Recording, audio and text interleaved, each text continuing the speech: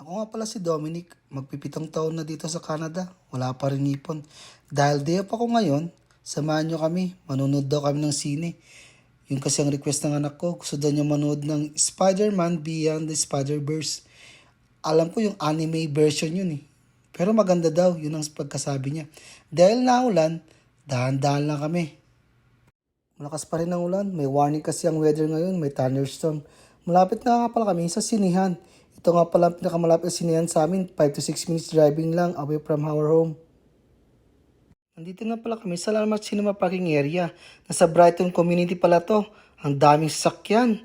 Mukhang madaming tao to. Maghanap muna ako ng paparkingan. Napart ko na pala yung sasakyan. Papasok na kami. Titignan namin kung maraming tao nga. Oh my God. Ang daming tao. Sobrang haba ng pila. Maganda siguro yung Spider-Man Beyond the Spider-Verse. Nakabili na pala kami ng ticket. Nandito na kami sa pagbibila ng popcorn at ng drinks. Yan ang di mawawala pag manonood ka ng sine. Mas masarap kasing manood pag may kinakain ng popcorn. Nag-umpisa na pala. Medyo na late kami ng konti. Sobrang haba kasi ng pila doon sa labas sa pagbila ng popcorn. Nasa bandang harap pala kami. Kaya medyo malapit-lapit sa screen. Tapos na nga pala kami nanood ng sine.